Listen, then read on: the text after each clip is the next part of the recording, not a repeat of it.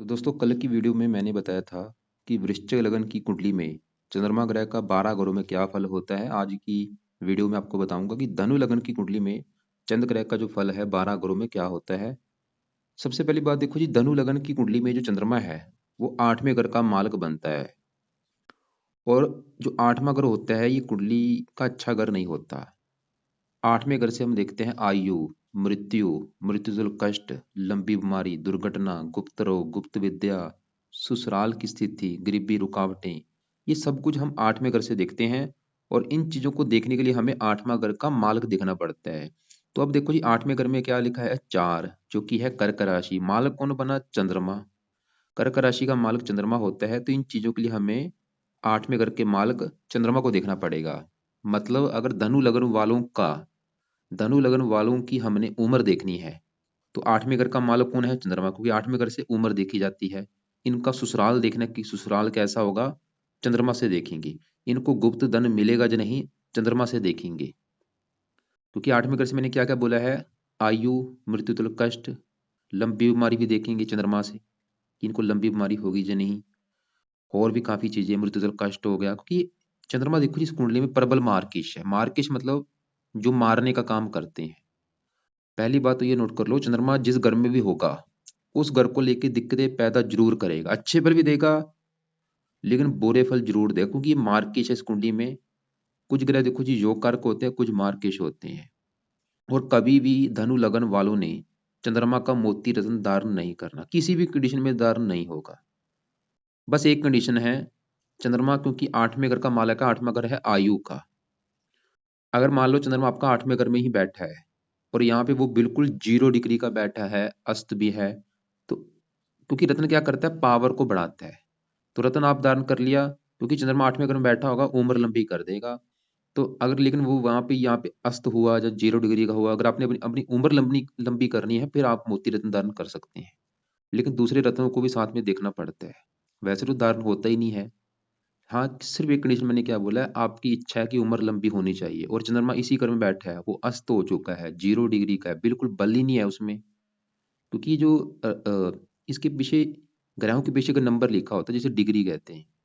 तो पूरे ग्रहों को आपको मैं विस्तार से समझाता हूँ। सबसे पहले चंद्रमा देखो जी, अगर किसी का मान लो यहाँ पे बैठा है पहले घर में। पहला घर जातक का शरीर होता है, कि जातक का शरीर देखने में कैसा होगा, सेहत कैसी होगी, स्वभाव रंग रूप कैसा होगा, पर्सनैलिटी कैसी होगी, सर मस्तक कैसा होगा।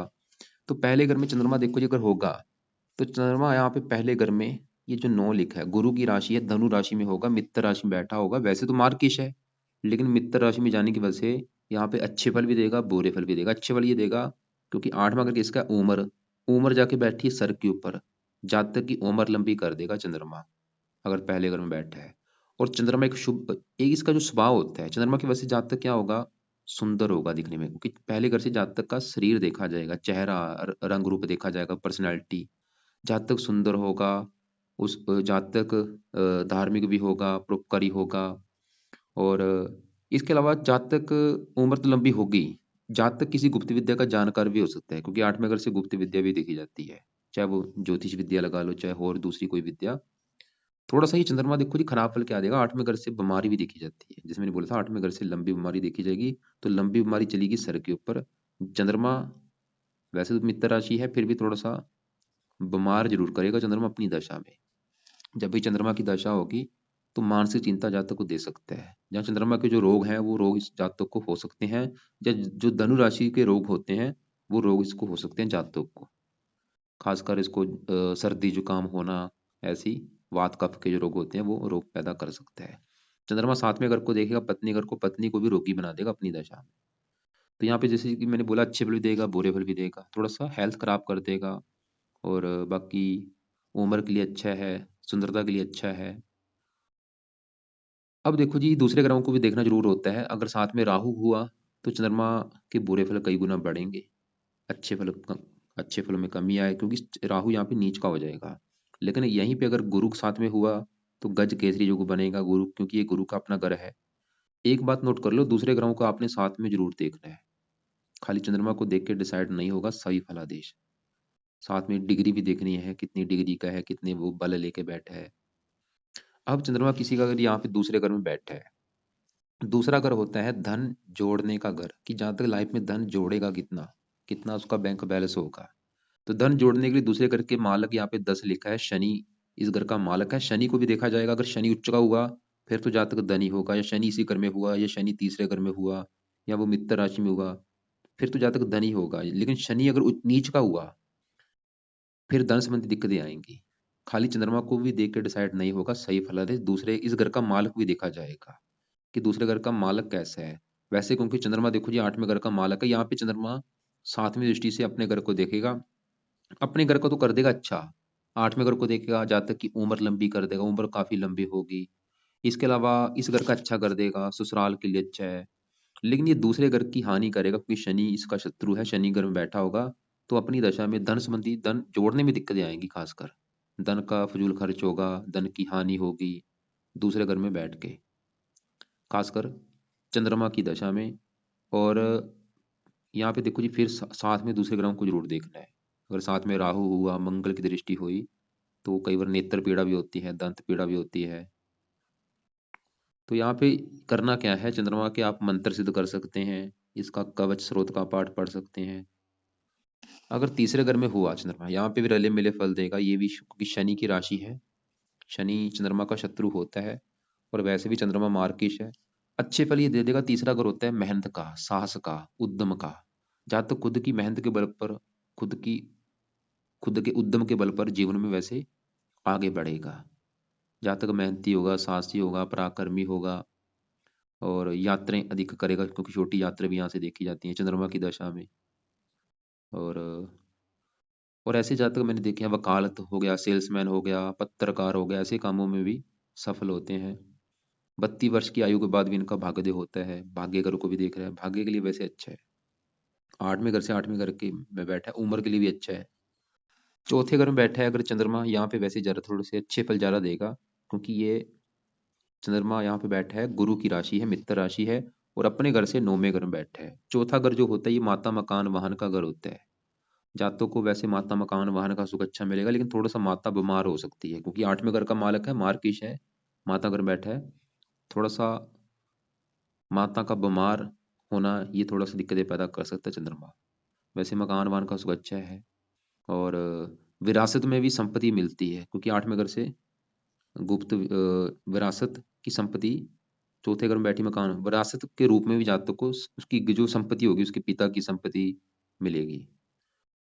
तो चंद्रमा यहाँ पे मकान, माता मकान वाहन के लिए वैसे अच्छा है क्योंकि मित्र राशि है। आगे बढ़ते हैं, चंद्रमा अगर यहाँ पे बैठा है 5वें घर में, ये भी इसकी मित्र राशि है। ये है घर, घर है 5वां, और 5वें घर में एक लिखा है, मेष राशि मंगल की राशि है, जो कि चंद्रमा का मित्र है। चंद्रमा यहाँ पे देखो जी अच्छे फल ये देगा, पढ़ा लिखा जातकों को बना देगा, किसी गुप्त विद्या का जातक जानकार हो सकता है क्योंकि 8वें घर का मालक चला गया 5वें घर में। 8वां घर किसका होता है, गुप्त विद्या विद्या का, और 5वां घर पढ़ाई का है। किसी गुप्त विद्या का जातक जानकार होगा। गुप्त विद्या देखो जी मैं फिर बोलूंगा, चाहे वो ज्योतिष विद्या है चाहे और कोई विद्या है, इन चीजों का जातक जानकार होगा। इसके अलावा 5वें घर में बैठा चंद्रमा पढ़ाई के लिए अच्छा है, बुद्धि के लिए अच्छा है। और क्योंकि यहाँ पे मित्र राशि, लेकिन यहाँ पे देखो जी साथ में दूसरे ग्रहों को जरूर देखना है। अगर इसके ऊपर राहु की दृष्टि हुई, राहु साथ में बैठा हुआ, चंद्रमा के अच्छे फल नहीं मिलेंगे, बुरे फल देगा। कई बार ये चंद्रमा संतान संबंधी थोड़ी सी दिक्कतें पैदा करता है चंद्रमा, जैसे गर्भपात होना या संतान का बीमार होना, क्योंकि 8वें घर का मालक है, ये आपने नोट कर लो। 8वें घर से क्या देखते हैं, बीमारी, बीमारी संतान को दे सकता है। तो और ये चंद्रमा एक लेडीज ग्रह है, कन्या संतान ज्यादा पैदा करता है 8वें घर में बैठ के। पुत्र कम होता है, कन्याएं ज्यादा होती हैं। लेकिन फिर मैं बोलूंगा साथ में अगर मंगल बैठा हुआ या गुरु की दृष्टि हुई, क्योंकि ये है पुरुष ग्रह, तो फिर पुत्र का सुख भी मिलता है। अगर चंद्रमा किसी का यहाँ पे 6ठे घर में हुआ, यहाँ पे देखो जी एक योग बनेगा, क्योंकि 8वें घर का मालिक जब भी 6ठे घर में या 12वें घर में होता है, त्रिक भाव का स्वामी त्रिक भाव में बैठा होता है, सरल नाम का विपरीत राजयोग बनता है। और चंद्रमा यहाँ पे बैठा भी 6ठे घर में उच्च का होगा, तो यहाँ पे चंद्रमा वैसे तकरीबन अच्छे फल देगा। उम्र के लिए अच्छा है, बहुत ज्यादा उम्र लंबी कर देगा क्योंकि आयु का मालिक उच्च का बैठा है। और ये 6ठे घर का भी अच्छा कर देगा, जातक रोगों से बचेगा, कर्जे से बचेगा, दुश्मनों से बचेगा। 6ठा घर ननिहाल का है, मामा मौसी फूफी के लिए अच्छा है। ननिहाल के लिए अच्छा है, और भी कई अच्छे फल चंद्रमा देगा यहाँ पे। चंद्रमा अगर किसी का यहाँ पे साथ में अगर बैठा है, जो कि विवाह का घर होता है, अगर आप लड़के हैं तो आपकी पत्नी का घर होगा। पत्नी आपकी होगी बहुत ज्यादा सुंदर चंद्रमा की वजह से। लेकिन आठवें घर का मालक साथ में अगर बैठा, आठवां घर किसका, बीमारी, तो लेकिन ये पत्नी को बीमार करेगा आपकी को। पत्नी दिखने में सुंदर होगी, स्वभाव भी अच्छा होगा उसका, लेकिन पत्नी को बीमार कर देगा, खासकर अपनी दशा में। और चंद्रमा अगर यह क्योंकि ये बुध की राशि है, शत्रु राशि भी है, अगर इसी घर में बुध भी बैठा हुआ, फिर तो चंद्रमा के बुरे फल ज्यादा नहीं मिलेंगे। या इसके ऊपर गुरु की दृष्टि हुई, गुरु साथ में हुआ, फिर भी चंद्रमा के बुरे फलों में कमी आएगी। अगर साथ में राहु बैठा हुआ, राहु की दृष्टि हुई, शनि बैठा हुआ, बुरे फल कई गुना बढ़ जाएंगे। दूसरे ग्रहों को जरूर साथ में देखना है। करना क्या यहाँ पे है, आप चंद्रमा के देखो जी, मंत्र सिद्ध कर सकते हैं, खासकर दशा में। अगर आपकी धनु लग्न की कुंडली है, चंद्रमा आपका किसी भी घर में बैठा है, आप पहले ये देखो, अगर उसकी दशा है आपकी, तो आप उसके मंत्रों को सिद्ध कर सकते हैं। सवाल कि इसका दान कर सकते हैं या नहीं, क्योंकि देखो जी, चंद्रमा आठवें घर का मालक है। दान क्या करता है, पावर को कम करेगा। जैसे कि मान लो चंद्रमा आपका अगर पहले घर में बैठा है, तो वो यहाँ पे उम्र भी लंबी कर रहा है। अगर आप दान करेंगे, उम्र भी कम कर देगा। दूसरे घर में भी उम्र लंबी करेगा। दान कोशिश करो इसका ज्यादा मत करो। दान देखो जी, अगर आपको नहीं पता, आप मुझसे कुंडली भी अपनी दिखा सकते हैं। या आपको पता होना चाहिए दान करना बनता है या नहीं। दान करने से बुरे फल जो दूसरे बुरे फल हैं वो अगर कम होंगे, तो अच्छे फल भी कम हो जाएंगे। जैसे मैंने बोला कि पांचवें घर में ही संतान संबंधी दिक्कतें पैदा करेगा, संतान का बीमार होना। लेकिन यहाँ पे ये आयु के लिए अच्छा है। तो अगर आप दान करेंगे, ठीक है, संतान बीमार नहीं होगी, लेकिन आपकी आयु को भी कम कर देगा। तो दान इसका भाई ज्यादा मत करना इस कुंडली में। अब चंद्रमा अगर किसी का आठवें घर में बैठा है, क्योंकि अपने ही घर में बैठा होगा, तो आठवें घर का कर देगा अच्छा। उम्र काफी लंबी कर देगा, ससुराल के लिए अच्छा है, और भी के अच्छे फल। सातवें घर से दूसरे घर में पत्नी की वाणी अच्छी होगी, या आपके पति की वाणी अच्छी होगी। अगर आपका ये आप लड़की हैं, तो आपके पति की वाणी अच्छी होगी, क्योंकि सातवें घर से दूसरा घर पति के धन का होता है। पति धनी भी होगा, मीठी वाणी बोलेगा, क्योंकि दूसरा घर वाणी का भी होता है। काफी चीजें हैं बताने के लिए, अगर पूरा गहराई में जाऊं, लेकिन यहाँ पे मैं आपको सिर्फ मोटा मोटा सा बता रहा हूँ।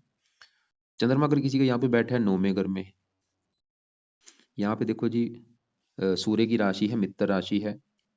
तो मित्र राशि होने की वजह से चंद्रमा फिर भी अच्छे फल देगा। जातक भाग्यशाली होगा, धार्मिक होगा, परोपकारी होगा, संगीत कला में रुचि होगी, और देश विदेश की यात्रा भी करेगा जातक। यहाँ पे तकरीबन अच्छे फल ही देगा, उम्र के लिए अच्छा है। चंद्रमा अगर किसी का यहाँ पे बैठा है 10वें घर में, यहाँ पे काम काज में दिक्कतें पैदा जरूर करेगा। खासकर अपनी दशा में काम काज में दिक्कतें आएंगी, लेकिन अगर बुध अच्छा हुआ, फिर ज्यादा दिक्कतें नहीं आएंगी। अगर चंद्रमा किसी का 11वें घर में बैठा है, उम्र के लिए अच्छा है यहाँ पे, क्योंकि लाभ, आयु चलेगी, लाभ के घर में आयु में लाभ कर देगा। चंद्रमा अगर किसी यहाँ पे बैठा है 12वें घर में, बहुत बड़े लेवल पे खराब फल देगा, क्योंकि 12वें घर में चंद्रमा, यहाँ पे जो 8 लिखा है, वृश्चिक राशि में नीच का होगा। अपनी दशा में बहुत ही ज्यादा खराब फल देगा। हेल्थ खराब कर देगा, खर्चे बढ़ा देगा, आंखों में भी कष्ट देता है, माता संबंधी दिक्कतें पैदा करता है, मानसिक चिंता देता है, बहुत सारी दिक्कतें पैदा करेगा चंद्रमा अपनी दशा में। लेकिन अगर साथ में मंगल हुआ, मंगल की दृष्टि हुई, तो नीच बंगर राजू बन जाएगा। लेकिन अगर साथ में राहु बैठा हुआ, राहु की दृष्टि हुई, तो क्योंकि राहु भी यहाँ पे नीच का हो जाता है, बुरे फल कई गुना बढ़ जाएंगे। तो यहाँ पे अगर आपका चंद्रमा बैठा है भाई, हमेशा इसका कवच का पाठ जरूर पढ़ें, चंद कवच का पाठ पढ़ते रहें। शिव जी की पूजा उपासना भी आप कर सकते हैं। बाकी देखो जी, अगर कुंडली दिखानी है मुझे, आप व्हाट्सअप कर सकते हैं। ज्योतिष सीखना है, चैनल को सब्सक्राइब करें, वीडियो को लाइक करें। कुछ पूछना है, कमेंट बॉक्स में मुझे आप पूछ सकते हैं।